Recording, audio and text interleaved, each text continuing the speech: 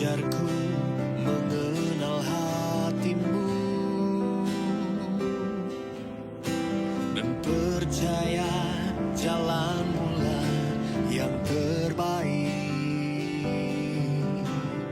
Di kelemahan kuasamu sempurna, Kau Allah yang tak akan tinggalkan.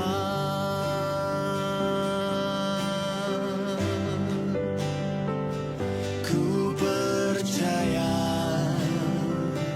Engkau bekerja buat kebaikanku, walau belum ku melihat, namun kuasamu sempurna.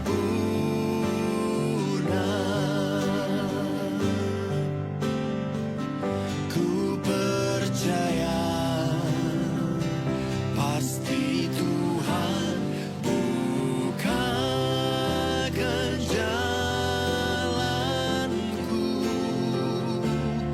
di waktumu yang terbaik, seturut kehendakmu.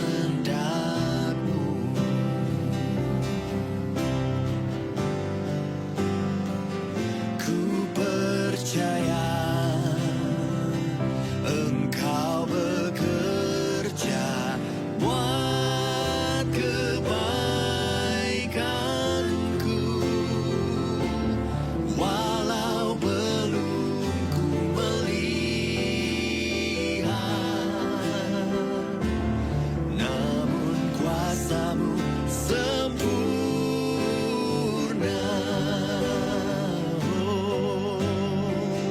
Ku percaya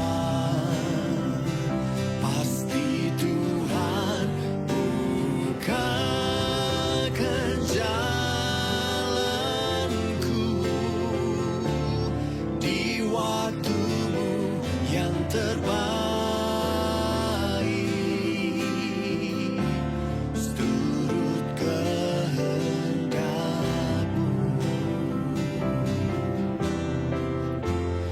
Di waktumu yang terbaik, seturut kehendakmu.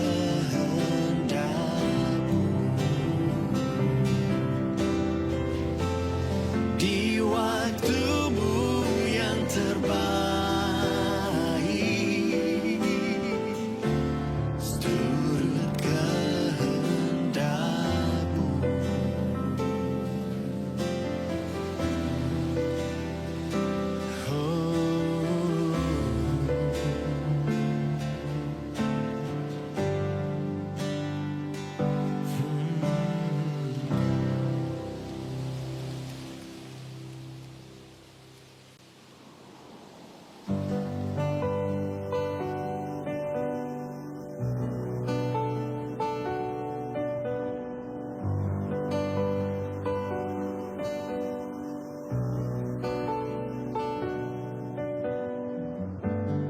Kemurahan-Mu tiada terukur,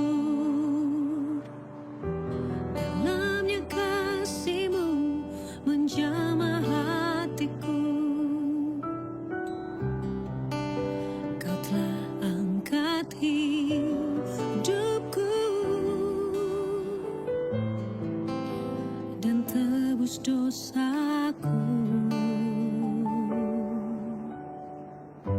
Betapa berharga diriku di hati-Mu, tak terbayang Kau mati ganti dosaku. Kau telah angkat hidupku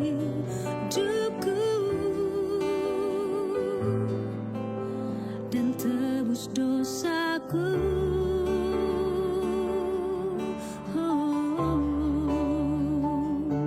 Kau telah ubah hidupku jadi baru,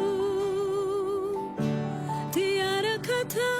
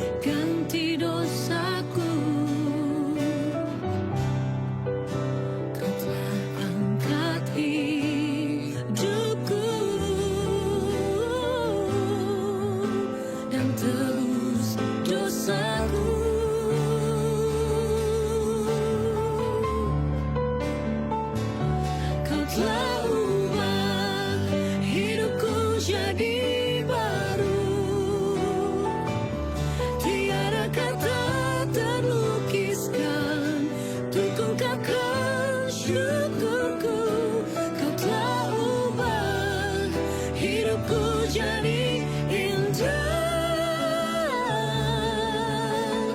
Kini ku hidup hanya untuk menyenangkanmu.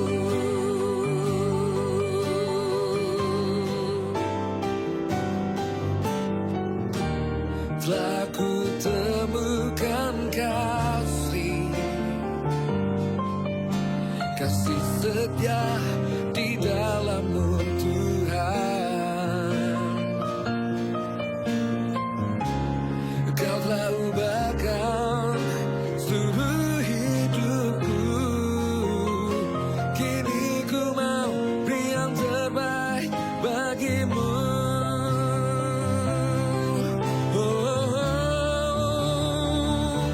Kau telah ubah hidupku jadi baru. Tiada kata terlukiskan untuk ungkapkan syukurku. Kau telah ubah hidupku jadi indah. Kini ku hidup hanya untuk menyenangkanmu. Kini ku hidup, kini ku hidup, kini ku hidup hanya untuk menyenangkanmu.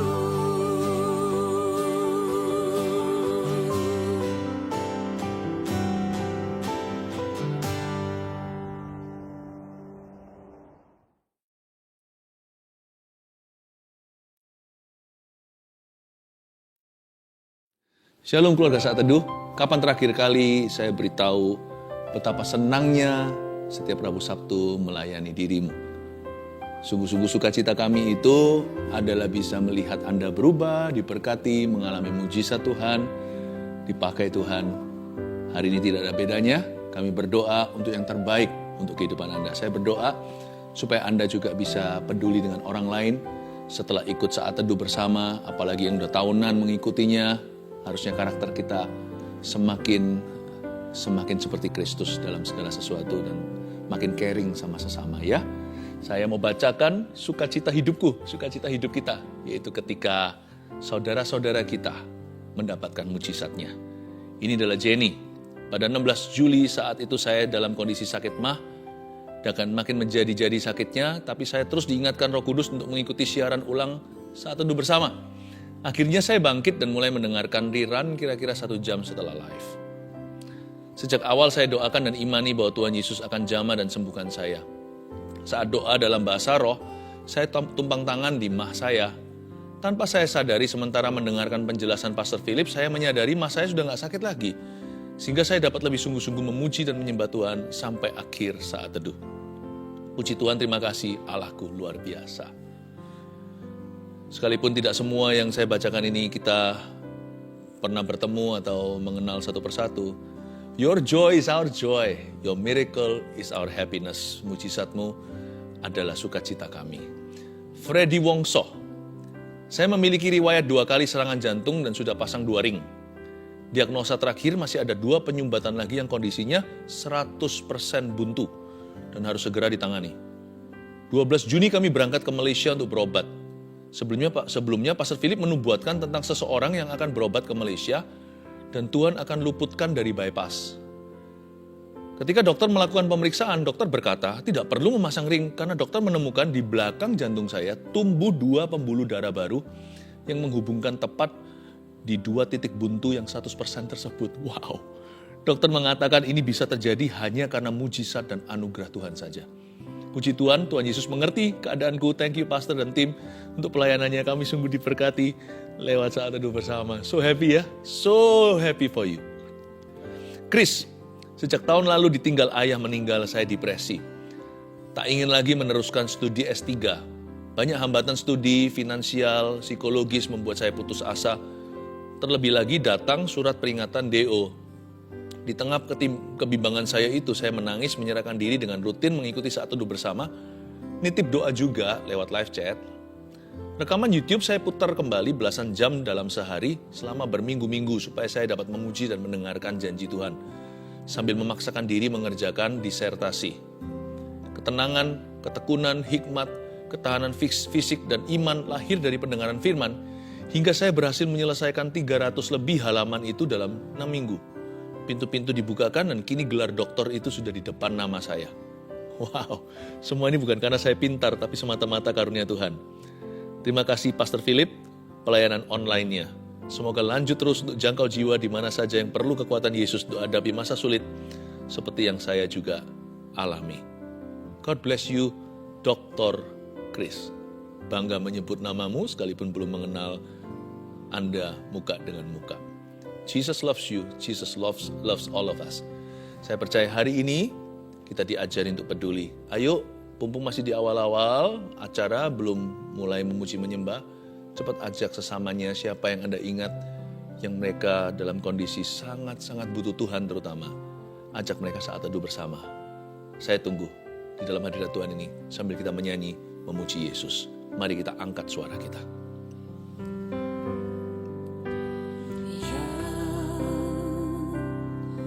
Ku rindukan hanya Kau, Yesus. Nyatakan pribadi-Mu dalam hidupku.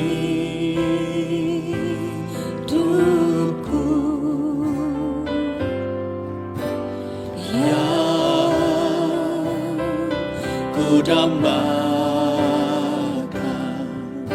menjadi seperti Kau, Yesus, di dalam perkataan, pikiran, perbuatan. Ini kerinduan kami, Tuhan. Ku rindukan hanya Kau, Yesus. Nyatakan pribadi-Mu dalam hidupku.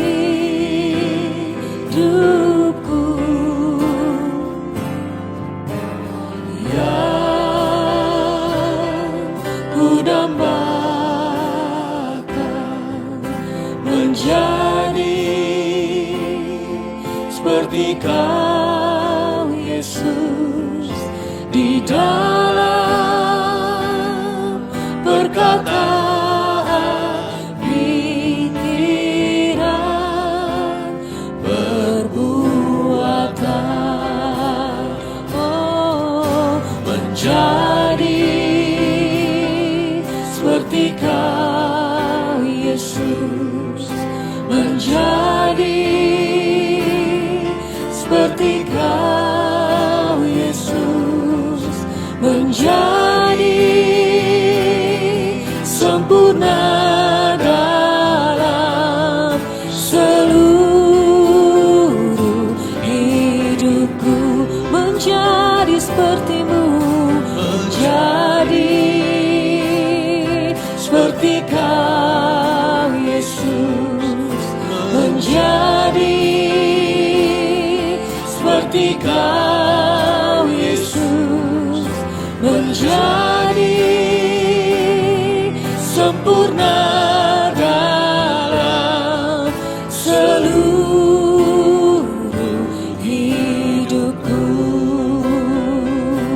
Ini kerinduan setiap kami, Tuhan.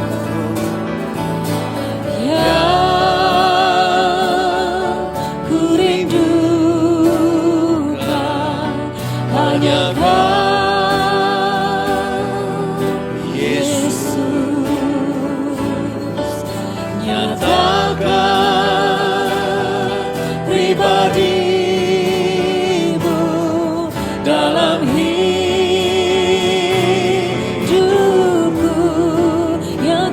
dambakan, yang ku dambakan menjadi seperti Kau Yesus di dalam perkataan, pikiran,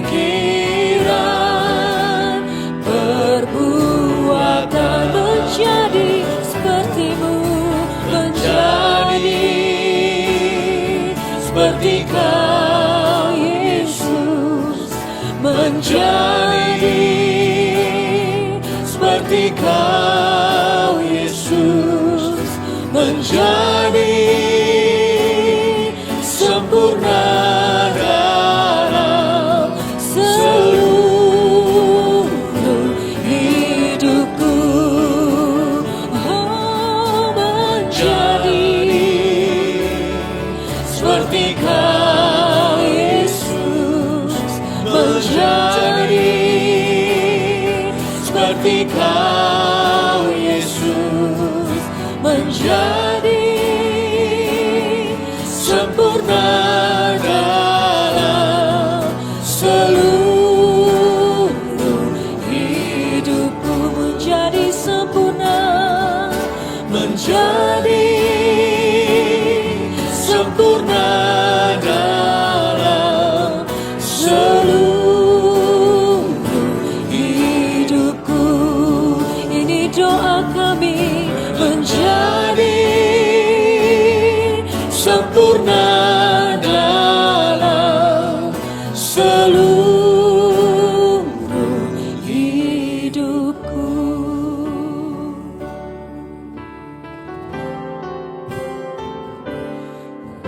Kristus, ku berikan kemuliaan atas kemenanganku. Sungguh ku terpesona akan kekuatan dan kuasa. Oh, tak dapat ku mengukurnya, namun semuanya tak dapat melampaui anugerah-Mu yang ku terima dalam Kristus. Ku percaya ada kemuliaan di balik salib-Mu, dan aku nyatakan kemenangan dari-Mu. Kekuatanku, harapanku dalam Kristus. Mari nyatakan kemenangan kita. Dalam Kristus ku berikan kemuliaan atas kemenanganku. Oh, sungguh ku terpesona akan kekuatan dan kuasa-Mu. Oh, tak dapat ku mengukurnya, namun semuanya tak dapat melampaui anugerah-Mu yang ku terima dalam Kristus. Ku percaya ada kemuliaan di balik salib-Mu, dan aku nyatakan kemenangan dari-Mu. Kekuatanku, harapanku dalam Kristus. Ku percaya ada kemuliaan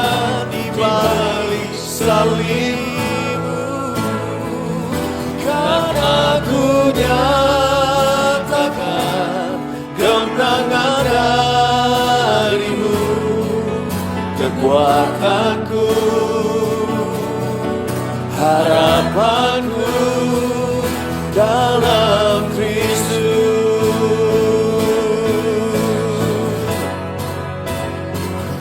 Dalam Kristus ku percaya ada kemuliaan di balik salibmu, kan aku nyatakan kemenangan darimu. Kekuatanku, harapanku, harapanku dalam Kristus ku percaya ada kemuliaan di balik salibmu, karena ku nyatakan kemenangan darimu. Kekuatanku, harapanku dalam Kristus, dalam Kristus. Oh, ku percaya ada kemuliaan di balik salibmu, kan aku nyatakan kemenangan darimu. Kekuatanku, harapanku, kekuatanku, kekuatanku, harapanku, harapanku, kekuatanku, kekuatanku, harapanku hanya Yesus.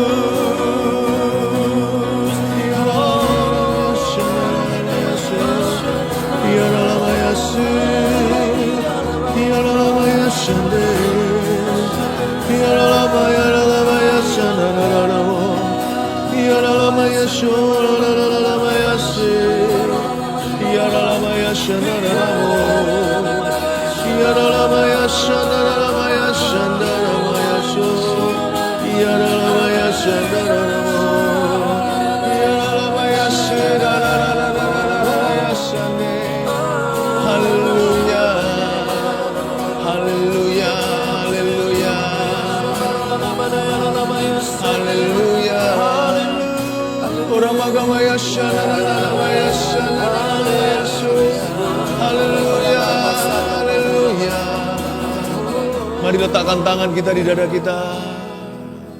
Katakan, ubah hatiku seputih salju, ubah hatiku seperti dirimu Tuhan, seperti dirimu. Nyanyikan lagi, ubah hatiku, ubah hatiku seputih salju, ubah hatiku seperti dirimu. Engkau pecunanku tanah liat, engkau pecunanku tanah liat. Bentuklah, bentuk jadikan, bentuk jadikan. Ini doaku, ini doaku. Engkau pecundan Tuhan, engkau pecundan ku tanah liat.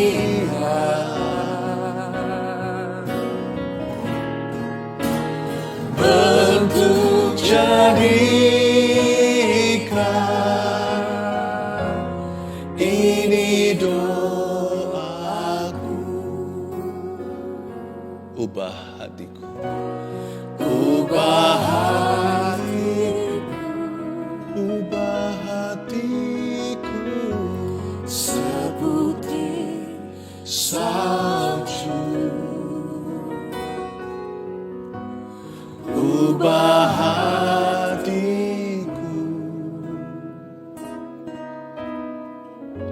seperti dirimu.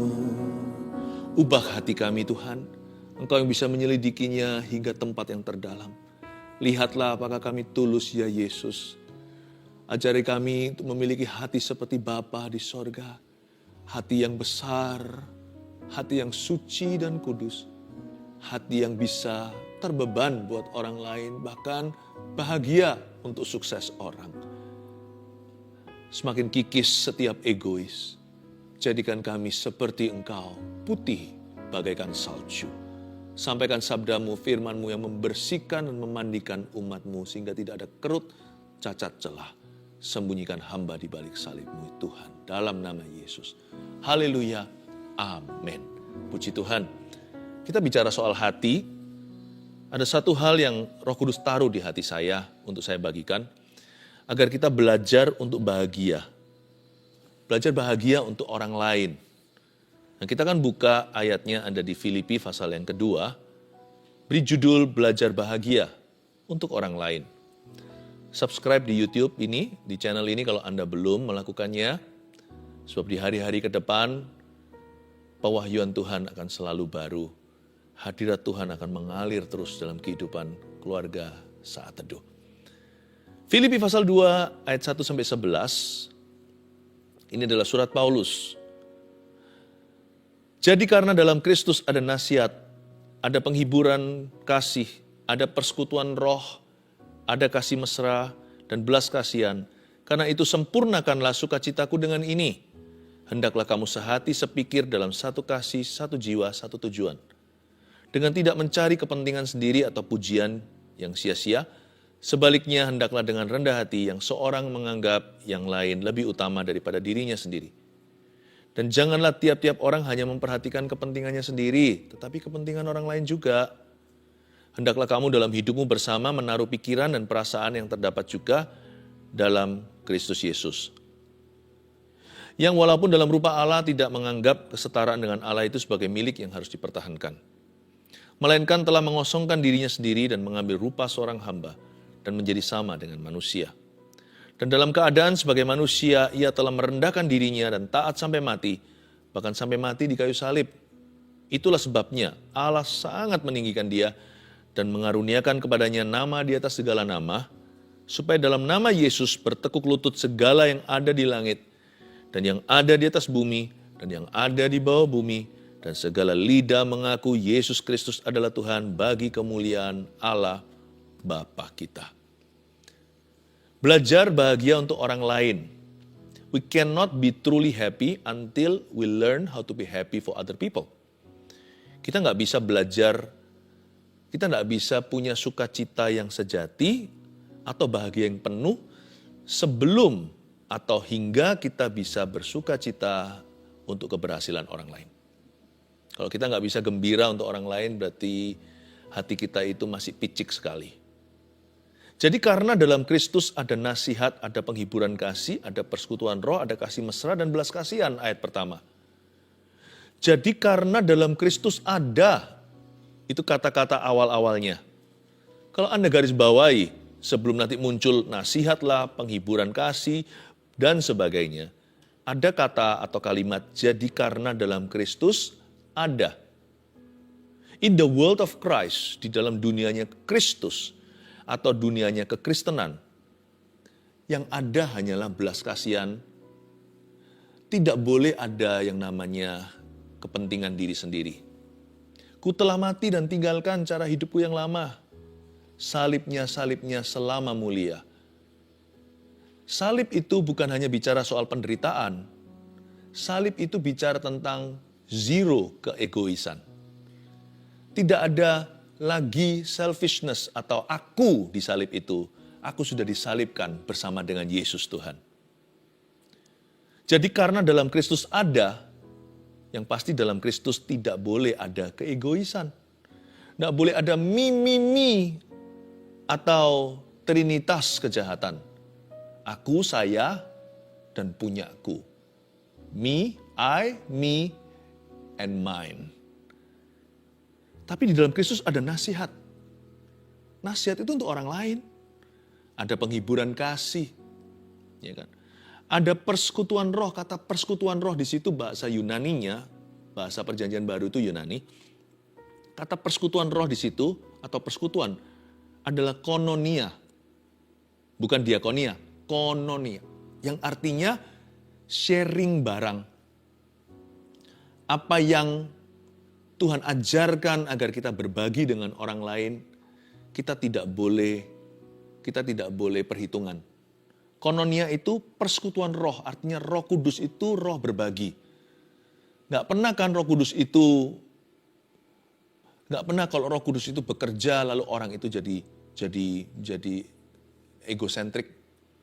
Orang itu jadi memperhatikan dirinya sendiri. Roh Kudus kalau turun, rasul-rasul langsung misi. Ingat Pentakosta, langsung 3.000 orang dilayani. Roh Kudus kalau dicurahkan, selalu ada sesuatu yang dibagikan. Persekutuan roh kononia itu artinya berbagi sesuatu. Tuhan mau kita berbagi kehidupan. Tentunya tidak semua hal bisa dibagikan. Ya, ada hal-hal yang memang eksklusif. Misalnya pernikahan. Ada hal-hal yang eksklusif. Tidak boleh ya kita mencuri kemuliaan. Kemuliaan itu hanya untuk Tuhan. Gak bisa segala sesuatu dibagi. Tetapi hal-hal yang dikatakan di dalam Alkitab, itu adalah kasih karunia. Kita gak boleh pegang begini. Tidak boleh erat-erat dalam genggaman. Kita harus belajar untuk memberi dengan cuma-cuma, sebagaimana kita menerima dengan cuma-cuma. Ya, because you have received freely, give freely. Itu maksudnya kononia. Orang yang murah hati. Orang yang gak begini loh. Your success is my success. Berhasilmu adalah berhasilku. Your problem is your problem. Masalahmu, masalahmu. Ya. Orang yang gak mau tahu. Orang yang mikirin dirinya sendiri, gak pikir orang lain udah makan atau belum. Pokoknya dia sikat aja makanan. Kalau perlu habiskan. Nanti papa pulang, mama pulang gak ada makanan. Itu lain urusan. Atau adik-adiknya misalnya kalau mereka belum makan. Gak bisa. Orang yang penuh Roh Kudus gak mungkin hidup bagi dirinya. Karena dia di dalamnya ada kononia. Ada penghiburan kasih, ada persekutuan roh, ada kasih mesra. Coba lihat. Dan belas kasihan. Nah, belas kasihan di sini baru diakonia. Berbagi itu nggak selalu kepada mereka yang nggak punya. Tapi kita itu intisarinya harus belajar untuk hidup di tengah-tengah sesama manusia itu. Jangan mikiri sendiri-sendiri, pikirkan kepentingan bersama. Itu yang Tuhan kehendaki. Itulah dunianya Christianity. Itulah dunianya kekristenan. Itulah dunianya Kristus. Jadi karena dalam Kristus ada semua ini. Karena itu ayat 2, sempurnakanlah sukacitaku dengan ini. Paulus menulis surat ini kepada gereja di Filipi. Agar mereka bersatu dan merendahkan diri seperti Yesus Kristus. Paulus mengatakan begini sebagai founding pastor. Sebagai rasul yang merintis gereja itu. Paulus berkata, sempurnakanlah sukacitaku dengan ini. Berarti sukacita kita gak pernah bisa sempurna sebelum kita belajar peduli sama sesama. Sempurnakanlah sukacitaku dengan ini. Apa sih? Saya kira kalau kita itu sempurna sukacitanya kalau kita apa? Kalau kita punya barang-barang tertentu yang kita kejar. Atau kita dapatkan sesuatu yang kita dambakan. Ya, atau mimpi kita jadi kenyataan. Atau kita mendapatkan jackpot apa yang besar. Enggak. Sempurnakan sukacitaku dengan ini ayat 2. Hendaklah kamu sehati, sepikir, dalam satu kasih, satu jiwa, satu tujuan. Ini yang saya sebut perfect joy. Sukacita yang sempurna. Yaitu kita itu tidak hidup untuk diri kita. Tapi kita belajar sehati, sepikir dalam satu kasih, satu jiwa. Gimana sih ya kita itu hidup seia, sekata, satu pikir, satu jiwa itu bukan berarti hidup seragam dengan yang lainnya. Dunianya Tuhan Yesus itu kaya, penuh dengan warna. Tuhan pun yang menciptakan rainbow atau menciptakan pelangi yang sekarang menjadi lambang LGBT. Harusnya yang paling berhak atas pelangi itu bukanlah LGBT, harusnya kebenaran firman. Tuhan yang menciptakan, sekarang dibengkokkan oleh dunia. Tuhan punya dunia itu warna-warni. Pelangi-pelangi alangkah indahmu, merah, kuning, hijau di langit yang biru. Jadi Tuhan tidak suruh kita itu seragam dengan yang lainnya. Perbedaan itu indah. Ya, perbedaan maksudnya dalam Kristus ya. Janganlah kita punya keyakinan yang pelin-pelan. Kita percaya ke sorga hanya satu jalan. Tanpa kita harus menjelekkan keyakinan orang, kita harus punya keyakinan sendiri. Bahwa jalan satu-satunya ke sorga hanya lewat Yesus.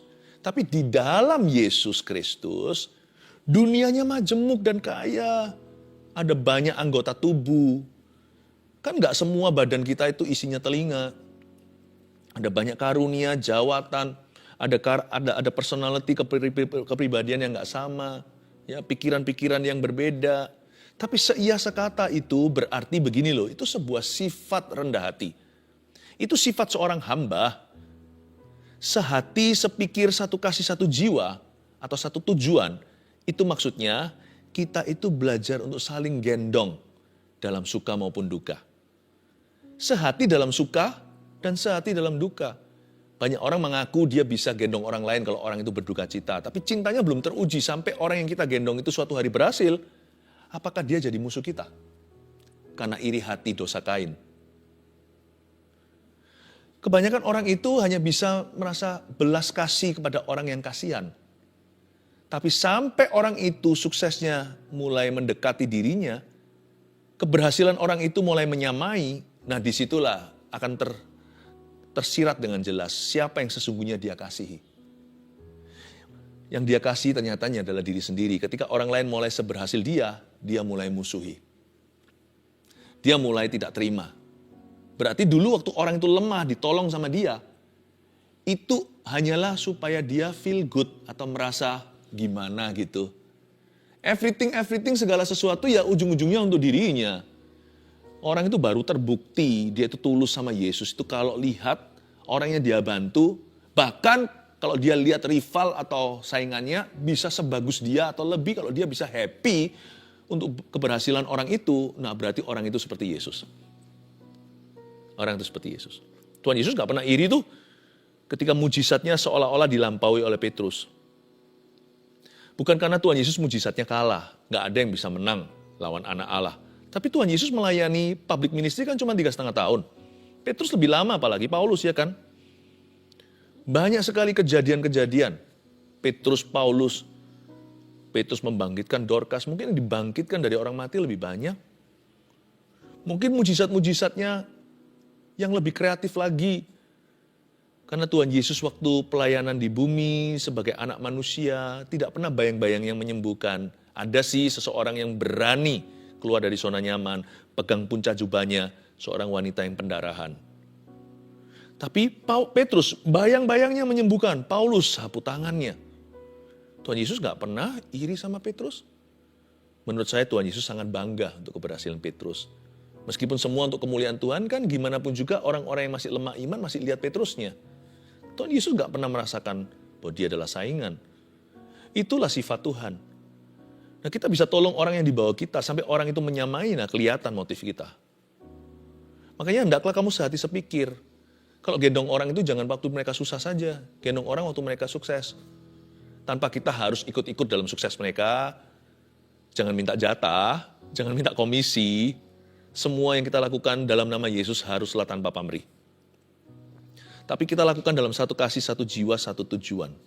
Sehati dalam suka, dan juga sehati dalam duka. Jangan salah satu, ada orang yang bisa hanya bisa sehati dalam duka. Nggak bisa sehati dalam suka. Tapi ada juga orang yang seolah-olah bisa sehati dalam suka, sekali orang itu jatuh, bye-bye teman. Bukankah banyak orang-orang berhasil, orang-orang kaya di dunia ini kawannya banyak, tapi kalau dia bangkrut, langsung tertinggal, hanya sedikit saja yang bersama dengan orang itu. Mengapa? Karena waktu kita dibawa baru kelihatan. Baptisan api itu memurnikan. Siapa teman, siapa sesungguhnya adalah lawan. Kita tidak pernah tahu sampai kita itu terpuruk dulu. Tapi ya jangan pernah kita berharap terpuruk dulu baru tahu. Pokoknya ginilah, kita belajar mengasihi semua orang dengan cara yang terbaik. Serahkan ke Tuhan. Tapi kadang-kadang Tuhan izinkan dalam hidup ini, tidak jarang. Orang mengalami sesuatu, baru setelah itu disaringlah dan ketahuan. Sesungguhnya siapa teman sejatinya. Jadilah orang yang sehati dalam suka. Jadilah orang yang sehati dalam duka. Itu maksud dari ayat 2. Sekarang ayat 3. Dengan tidak mencari kepentingan sendiri. Atau puji-pujian yang sia-sia. Sebaliknya, hendaklah dengan rendah hati yang seorang menganggap yang lain lebih utama daripada dirinya. Ayat 3. Jangan cari kepentingan sendiri. Jangan cari puji-pujian yang sia-sia. Kata puji-pujian yang sia-sia di sini bukan praise. Tapi glory. Lebih tepatnya empty glory, kemuliaan yang hampa. Orang yang cari puji-pujian yang sia-sia adalah orang yang mencari kemuliaan yang hampa. Makanya itu kalau kita hidup bersama dengan orang lain di sekeliling kita, don't seek empty glory. Jangan mencari puji-pujian yang sia-sia atau kemuliaan yang hampa. Melulu mencari kepentingan sendiri. Tanpa kita sadari, kita bisa jatuh dalam pencobaan ini, yaitu excessive self-interest. Atau terlalu interest, terlalu tertarik pada dirinya sendiri. Coba ya dalam suatu pembicaraan kalau kita nggak disadarkan, itu bisa berjalan terus. Bukan kalau lain cerita kalau kita lagi sharing, kita beritakan firman, kebenaran gitu ya. Tapi di seluruh meja misalnya bersepuluh, tapi kita bisa aja tanpa kita sadari bicara tentang diri kita terus. Lalu nanti dibumbui seperti dilempari minyak pada api, tambah berapi-api, tambah semangat. Tapi coba lihat, pembicaraan itu seputar hanya dirimu.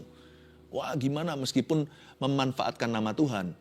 Tuhan itu gimana baik sama aku.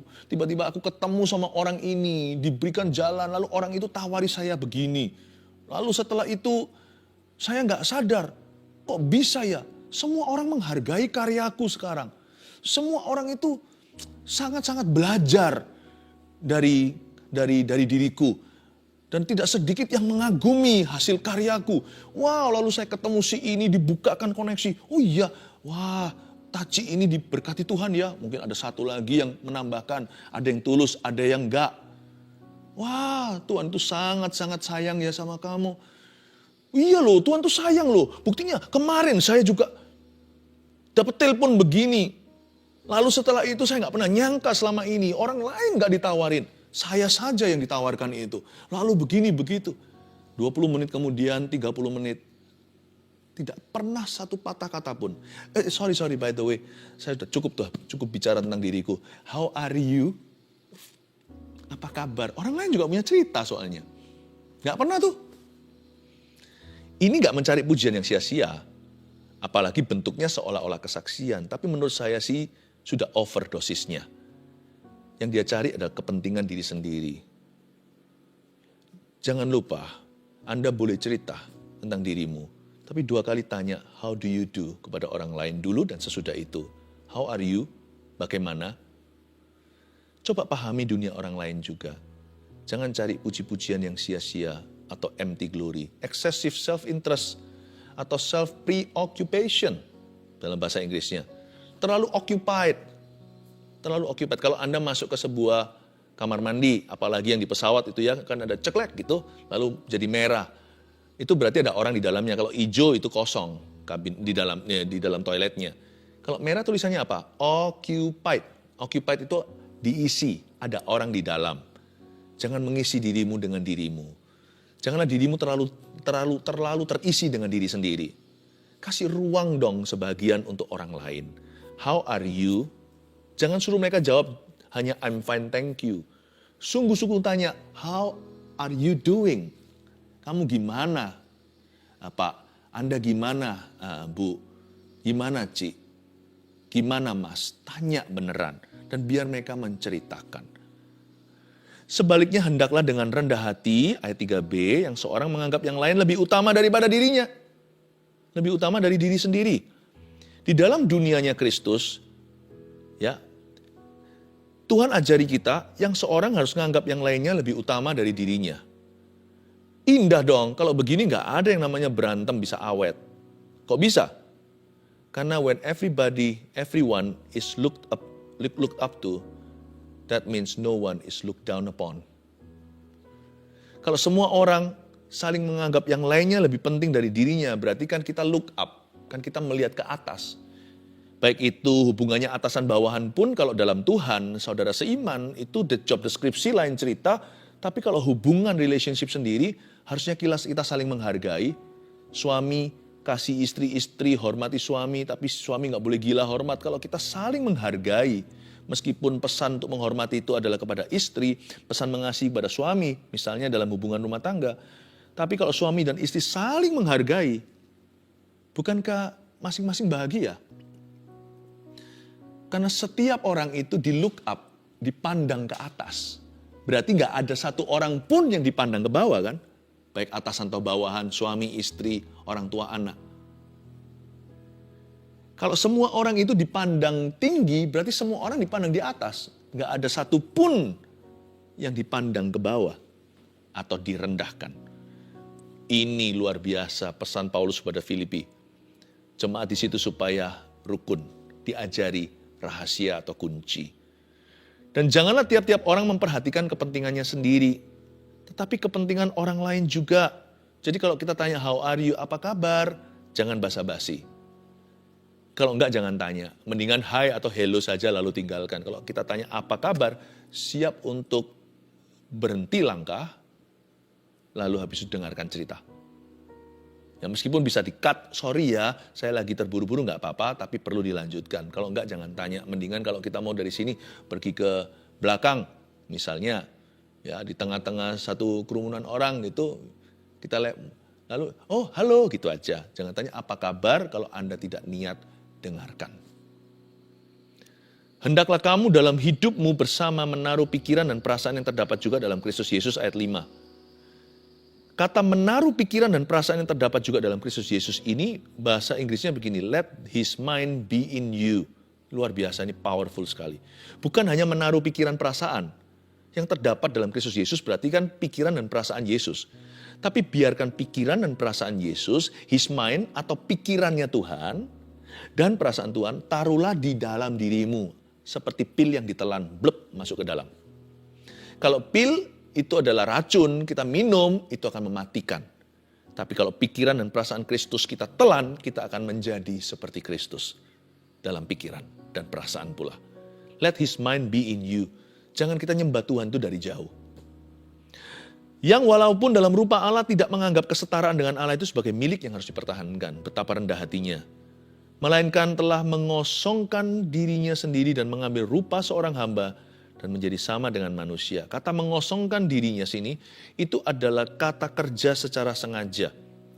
Jadi Tuhan Yesus itu mengosongkan dirinya, bukan dari keilahiannya, tapi dari haknya untuk dihormati, untuk dimengerti, untuk disanjung tinggi, untuk dipuji, untuk didahulukan. Kalau Tuhan mau didahulukan, kan Tuhan tidak mau dari awalnya lahir di palungan. Atau untuk menang-menangan sendiri, ya, untuk dapat perlakuan VIP. Tuhan tidak begitu. Dia mengosongkan dirinya dari semua itu sengaja demi sesamanya. Dan dia mengambil rupa seorang hamba, dia mengambil posisi melayani. Berarti Tuhan Yesus itu apa-apa untuk orang lain juga. Bukan untuk orang lain juga. Kalau Tuhan Yesus hanya untuk orang lain. Kalau kita orang lain juga. Karena kita juga masih ada porsi untuk diri kita dan itu lumrah. Kalau Yesus Mesias betul. Itu Mesias sejati. Everything about him is all about us. Segala sesuatu tentang dia itu semua tentang kita. Paling tidak kita secuilnya Yesus lah pikiran perasaan kita menjadi serupa. Serupa dengan gambarannya mengambil rupa seorang hamba. Jangan kita berkata menjadi seperti Yesus atau nyanyikan lagu itu kalau kita nggak mau menjadi rupa seorang hamba. Karena Yesus adalah hamba. Dan dalam keadaan sebagai manusia, ia telah merendahkan dirinya dan taat sampai mati, bahkan sampai mati di kayu salib. Gara-gara itu, coba lihat gimana cara hidup Yesus, makanya ayat 9. Itulah sebabnya, kata itulah sebabnya itu sebagai adalah hasilnya. Akibatnya, sebab dan akibat di sini, ada rumusnya. Itulah sebabnya Allah sangat Allah sangat meninggikan dia. Kalau Tuhan meninggikan seseorang, bukan Yesus nih, paling cuman Allah meninggikan dia. Hanya Yesus yang dapat gelar sangat ditinggikan. Ya, Allah sangat meninggikan dia dan mengaruniakan kepadanya nama di atas segala nama. Jadi kalau Yesus merendah sebagai hamba, sebagai manusia, oleh karena itu namanya di atas segala nama, bukan berarti Yesus baru jadi Tuhan setelah dia dilahirkan. Yesus sudah Tuhan dari dulunya, deity, dari dulunya sudah divine atau sudah ilahi. Tapi Yesus melalui proses manusia untuk menebus manusia, untuk ditinggikan di atas manusia, bukan mentang-mentang karena dia diciptakan, bukan mentang-mentang karena dia pangeran sorga. Tapi dia memenangkan itu lewat kerendahan hati, lewat ketaatan, lewat ketidakegoisan. Sehingga namanya ditaruh di atas nama segala nama. Allah sangat meninggikan dia. Dan kita semua gak keberatan meninggikan Yesus, malah kalau kita meninggikan Yesus waktu kita menyembah bisa nangis terus. Kita bisa terharu. Kenapa? Karena kita gak merasa itu paksaan atau kita terpaksa meninggikan dia. Karena kita itu berhutang budi, kita merasa dia begitu mengagumkan, begitu mengasihi. Supaya dalam nama Yesus bertekuk lutut segala yang ada di langit, dan yang ada di atas bumi, dan yang ada di bawah bumi. Bayangin, gara-gara Yesus itu selalu mikirin orang lain, gitulah ceritanya. Sampai rela mati di kayu salib for you and me. Bukan hanya dikasih nama di atas segala nama, Allah mengaruniakan kepada nama Yesus menjadi nama di atas segala nama. Allah juga sangat meninggikan dia. Bukan hanya itu, seluruh bumi, ya, nature alam semesta takluk di bawah kakinya loh. Takluk di bawah kakinya. Orang kalau hidupnya tidak bagi dirinya sendiri itu seolah-olah bisa seperti Yesus jalan di atas air. Air pun harus mengangkat dia. Padahal air itu berat badannya kalah sama kita. Air itu cair, kita itu padat. Nature will speak for itself. Alam pun akan berbicara. Kalau orang itu taat pada Tuhan dan orang itu kalau tidak egois semua bagi Tuhan, itu Bapa yang berkepentingan untuk meninggikan orang itu. Memang Yesus ditinggikan, sangat ditinggikan dan dikaruniakan nama di atas segala nama. Kalau orang yang rendah hati, bukan Yesus maksudnya, ditinggikan, enggak, bukan berarti ditinggikan di posisi anak Allah, enggak. Apalagi ditinggikan di posisi Allah, enggak. Kita enggak bisa jadi Allah, kita enggak bisa jadi anak Allah. Tapi kalau Yesus ditinggikan, kita ahli warisnya. Kalau yang kita warisi adalah DNA karakternya, kita juga akan mewarisi cara Bapak memperlakukan. Dan orang-orang yang rendah hati pasti ditinggikan sama Bapak. Memang tidak diberikan nama di atas segala nama, tapi dia pasti dikasih sebuah nama sama Tuhan. Reputasi orang itu, wibawanya. Ada nama orang tertentu sekalipun namanya tidak menyelamatkan. Seperti nama Yesus di bawah kolong langit, tidak ada nama lain untuk bisa menyelamatkan. Tapi ada nama orang tertentu, itu menimbulkan perasaan kekaguman di dalam diri kita. Nama ini misalnya marga siapa? Wah, itu orang takut akan Tuhan itu. Itu seorang pemimpin yang luar biasa. Bapa akan mengaruniakan nama. Sebuah keharuman dalam Kristus.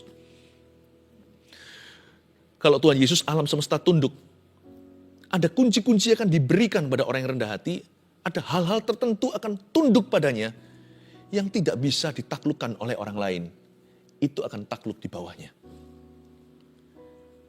Setan pun tahu kok. Paulus tengking mereka pergi. Anak-anak Skewa pakai nama Yesus, nama Paulus sekalian diketawain. Malah dihajar habis oleh 7 orang itu yang mencoba mengusir 1 orang yang kesetanan. Bagaimana setan bisa takluk ke bawah kaki orang yang salah? Setan takluk pada Yesus, jelas. Yesus siapa? Tapi setan takluk dalam nama Yesus karena Paulus. Setan takluk pada Paulus di dalam nama Tuhan. Wow, itu bicara satu volume besar tentang siapa Paulus sesungguhnya. Orang yang hidup bagi orang lain, disertai dan diurapi oleh Tuhan. Orang lain meniru, tidak dapat keberhasilan yang sama, dihajar sama iblis malahan. Dan segala lidah mengaku, yang ayat 11 ini gak ada orang dikasih otoritas ini, gak ada orang dikasih wibawa ini, gak ada orang diberikan kepercayaan ini. Segala lidah mengaku Yesus Kristus adalah Tuhan, hanya Tuhan Yesus. Bagi kemuliaan Allah Bapa, kita hanyalah hamba. Belajarlah bahagia untuk orang lain, itu kunci kuasa soalnya. Sadar nggak? Itu kuncinya power, the power of God. Kuncinya kuasa. Sebab orang yang bisa bahagia untuk orang lain, berarti orang itu jalan sama Tuhan. Orang yang bisa happy untuk sukses orang lain, Tuhan akan bahagia jalan sama orang itu. Karena Tuhan bisa berkata, kok mirip ya sama aku? Kok mirip seperti Yesus?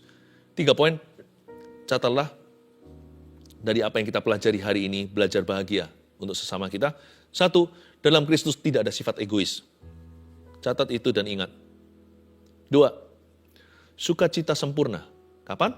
Saat peduli sesama. Sukacita itu tidak pernah penuh kalau kita hidup bagi diri kita sendiri. 3, ini suatu rema yang tidak bisa saya hapuskan, ada terus mengiang-ngiang di hati sanubari. Tuhan tinggikan yang berhati hamba, pegang erat-erat. Tuhan akan tinggikan orang yang berhati hamba. Ya, nggak mulus hidupnya, nggak tentu selalu nyaman, tapi orang itu akan melihat penyertaan. Orang yang berhati hamba mendahulukan kepentingan orang lain, bukan hanya kepentingan dirinya. Cepat lambat itu soal waktu saja. Dalam waktu kairos Tuhan atau waktu ilahinya, orang itu pasti akan ditinggikan oleh Bapa. Dalam Kristus tidak ada sifat egois. 2, sukacita sempurna saat peduli sesama. 3, Tuhan tinggikan yang berhati hamba. Mari kita menghadap Tuhan, minta Tuhan uji hati kita, minta hati yang baru. Haleluya. Aku Tuhan,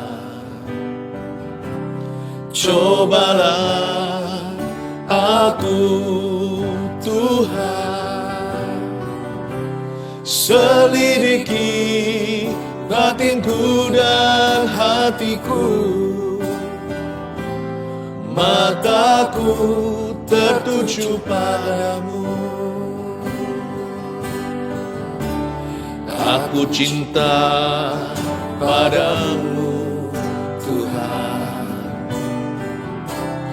aku rindu hadirat-Mu Tuhan, aku ingin selalu dekat padamu, menikmati kehadiran-Mu. Ku nyanyi Hosana bagi Rajaku yang duduk di tata. Aku muliakan dan ku agungkan, Kau layak disembah.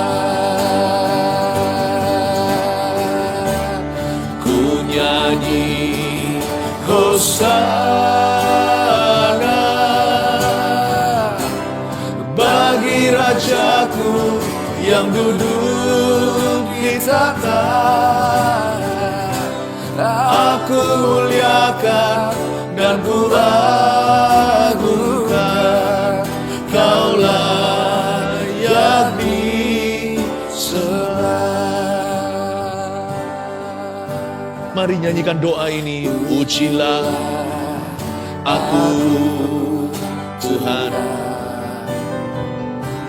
cobalah aku Tuhan, selidiki batinku dan hatiku, mataku tertuju padamu.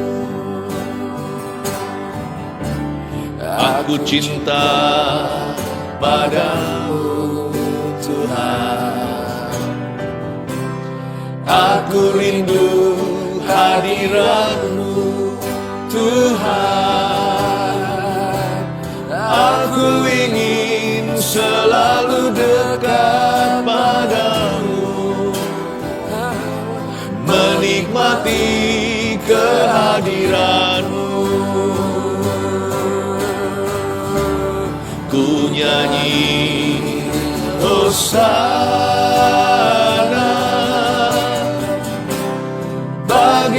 Rajaku yang duduk di tahta. Aku muliakan dan ku agungkan, Kau layak disembah.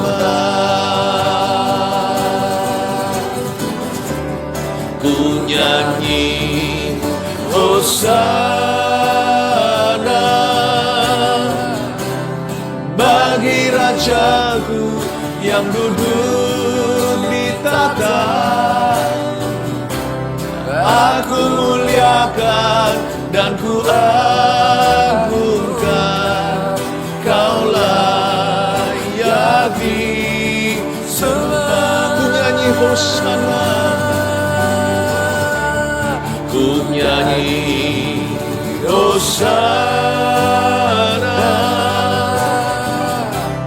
bagi Rajaku yang duduk di tahta.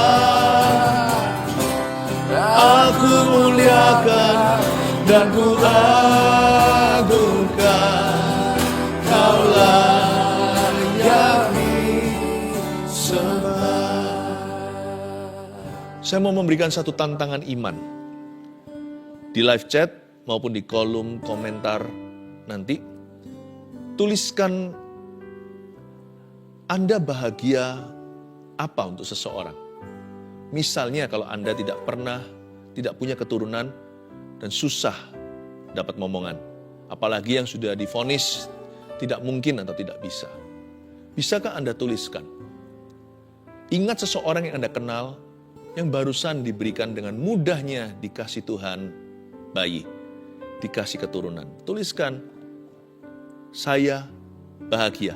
Bukankah belajar bahagia untuk orang lain? Saya bahagia untuk si A yang memperoleh anak. Tulis saja, saya bahagia untuk si B. Kalau Anda lagi mengalami kesusahan ekonomi, bisa tulis nggak? Saya bahagia untuk si ini, si B. Karena dia barusan saja pekerjaannya berkembang. Kalau Anda tidak kunjung mengalami promosi, kayaknya Anda bekerja dengan sebaik-baiknya, tapi tidak pernah diperhatikan, tidak pernah dihargai. Bisakah Anda tulis? Jangan jadi orang kepahitan. Jangan jadi orang yang menggerutu, orang yang mengeluh itu nggak akan keluar dari padang gurunnya. Tulis di sini, saya bahagia untuk si C. Teman Anda di kantor itu yang barusan dipromosikan oleh bos saya. Bisa nggak tuliskan begitu? Bahagia untuk orang lain. Jangan tulis yang lainnya, jangan tulis tentang dirimu. Sama sekali jangan ya. Ini tulisan untuk berkenan sama Tuhan. Saya tahu Roh Kudus yang tahu hati kita, masa nggak bisa membaca semuanya ini?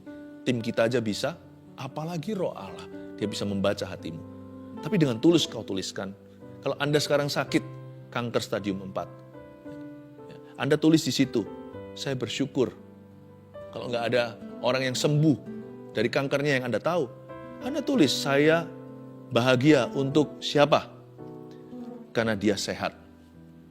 Kalau orang itu Anda tidak suka, malah tuliskan, saya bersyukur. Nanti lihat ya, kalau Tuhan Yesus bukannya malah terharu. Ini bukan manipulasi Tuhan, ini tindakan iman. Tuliskan itu. Saya percaya sesuatu akan terjadi. Tiba-tiba di hadapan Allah, Anda berubah rupa. Seperti transfigurasi di pohon itu, di gunung tersebut hari itu. 3 rasul dibawa. Anda akan berubah rupa menjadi segambar dengan dia. Mujizat belum terjadi, fine. Berkat belum datang, tidak ada terobosan, gak apa-apa. Jadi serupa dengan gambarannya, itu berkat terbesar. Mulai dengan itu dulu, tuliskan itu. Mari kita sama-sama menghadap Tuhan.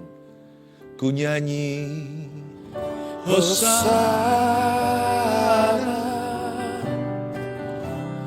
bagi Rajaku yang duduk di tahta.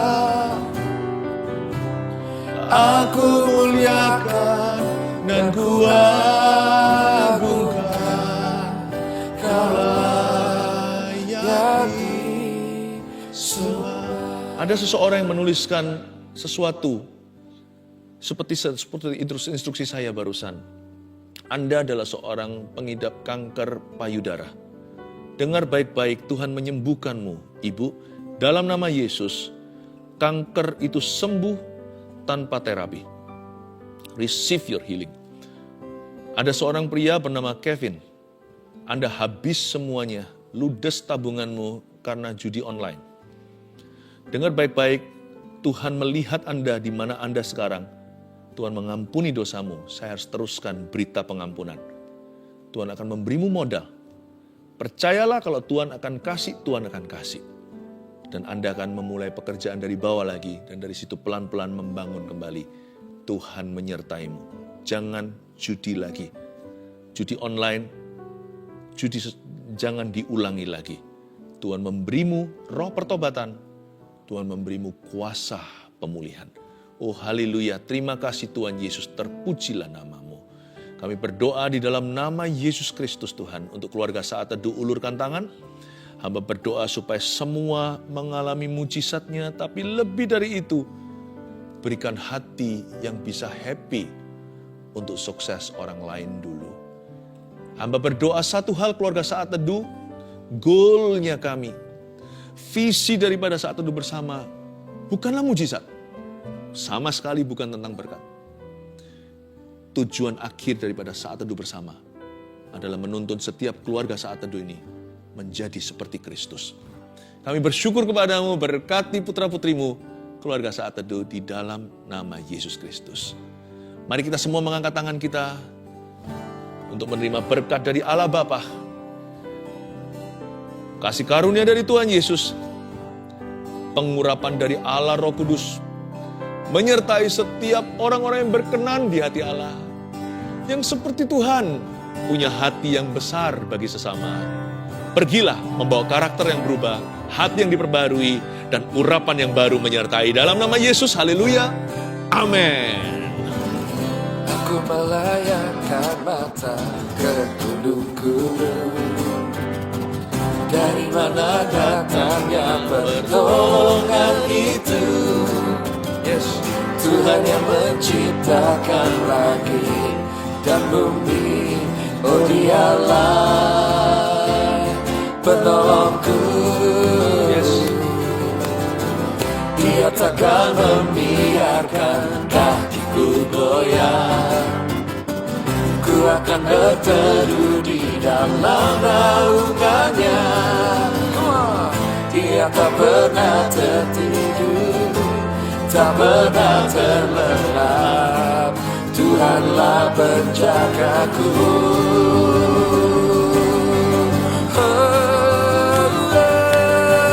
Amanku dalam-Mu, seluruh hidupku dalam genggaman-Mu. Takkan Kau tinggalkan. Kaulah penjaga yang tak pernah terlelap.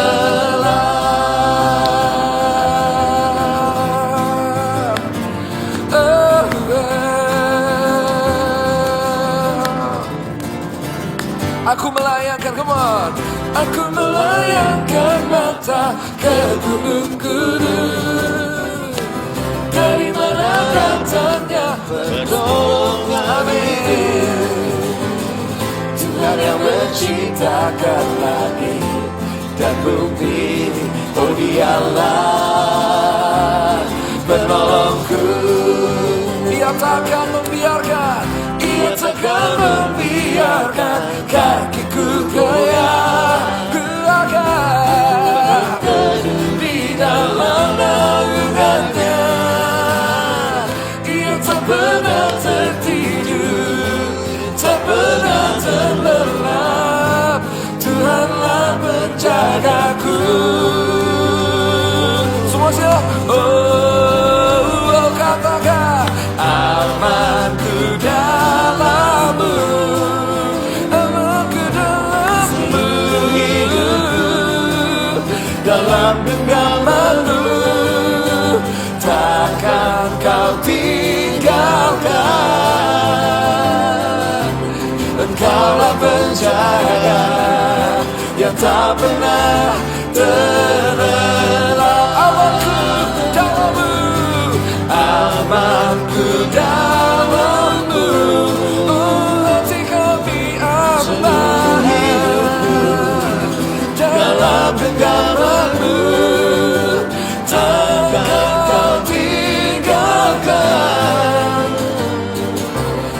Engkaulah penjaga yang tak pernah terlelap. Engkaulah penjaga, Engkaulah penjaga yang tak pernah terlelap. Sekali lagi katakan, Engkaulah penjaga yang tak pernah terlelap. We're very, very happy for you. God bless you. Bye-bye.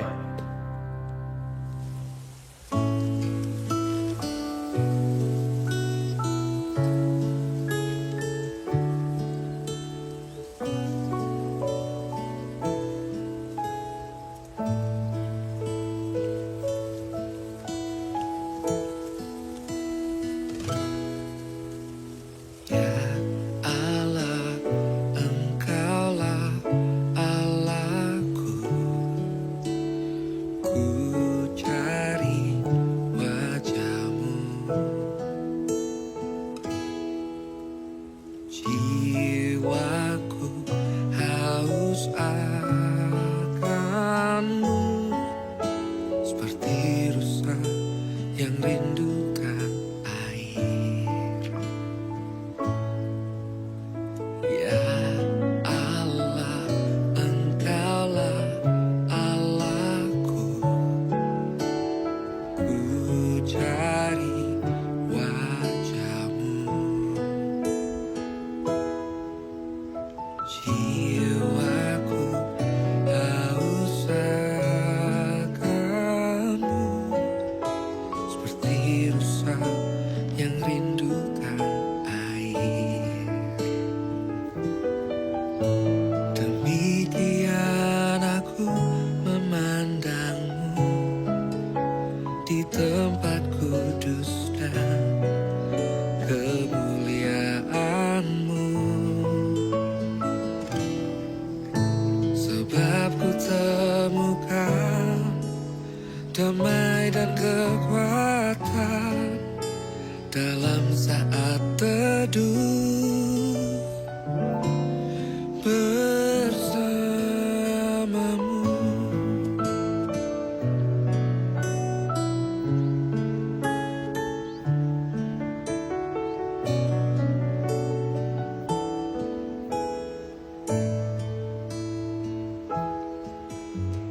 Ya Allah, Engkaulah Allahku. Ku cari wajah-Mu. Jiwaku haus akan-Mu, seperti rusa yang rindukan air. Demikian aku memandang-Mu di tempat kudus dan kemuliaan-Mu.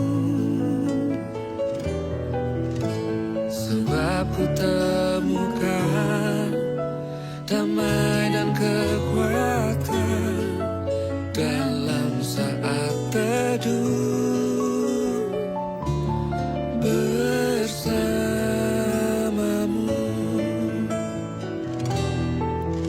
Demikian aku memandang-Mu di tempat kudus dan kemuliaan-Mu. Sebab ku temukan damai dan kekuatan dalam saat teduh bersama.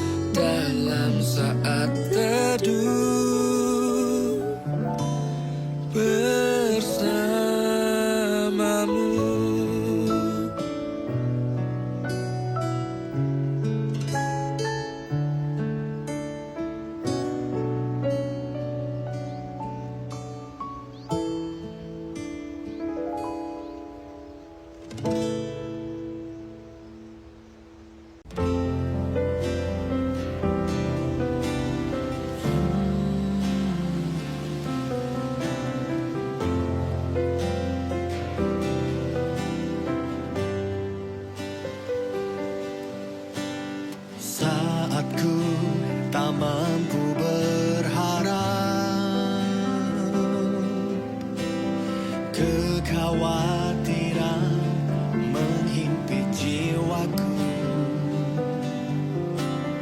Kekuatanku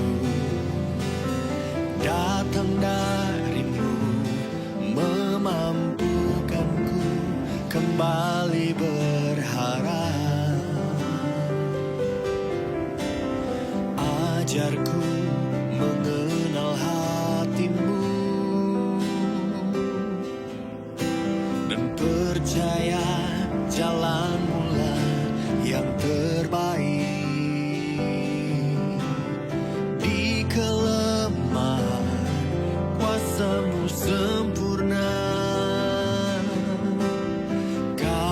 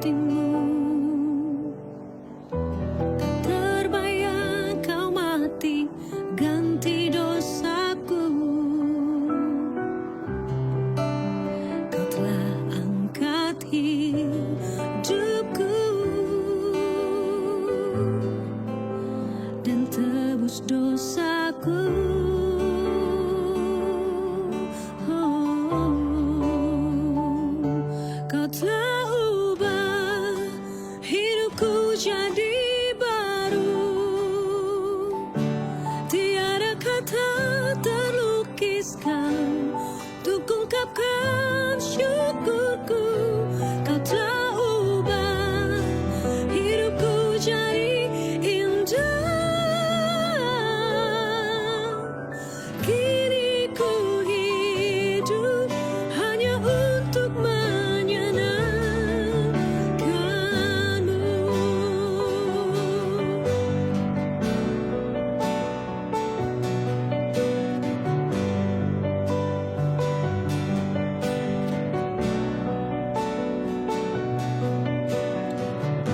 Betapa berharga diriku di hatimu. Tak terbayang kau mati ganti dosaku. Kau telah angkat hidupku dan tebus dosaku.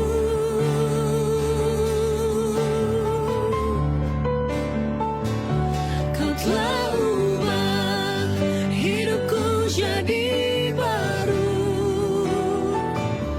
Tiada kata terlukiskan untuk ungkapkan syukurku.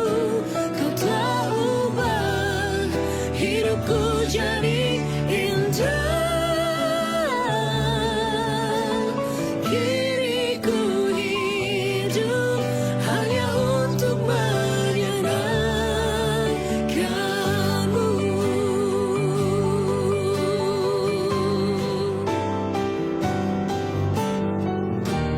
Telah ku temukan kasih setia di dalam-Mu Tuhan. Kau telah ubahkan seluruh hidupku. Kini ku mau beri yang terbaik bagimu.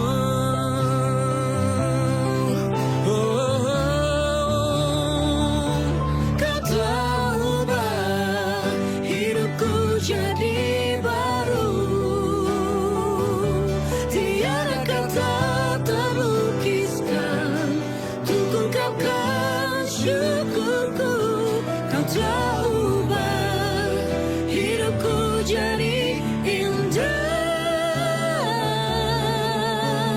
Kini ku hidup hanya untuk menyenangkanmu. Kini ku hidup, kini ku hidup, kini ku hidup hanya untuk menyenangkanmu.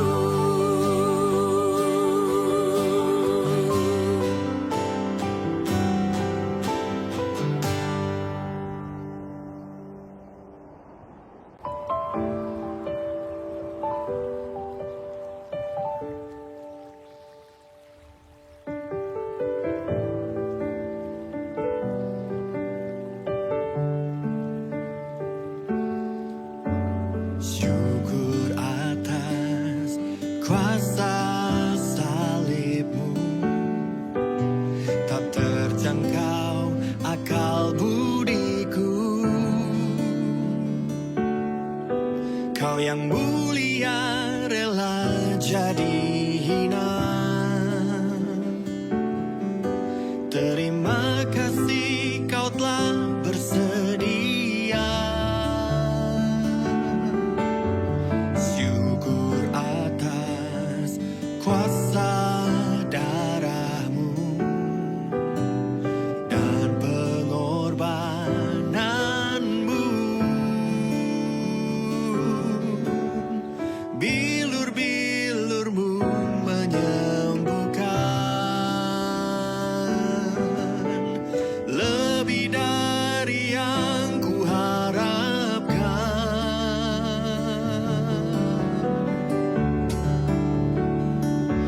Percaya mujizat terjadi, kuasa-Mu nyata di sini. Kau melakukan perkara heran di luar berpikiran, percaya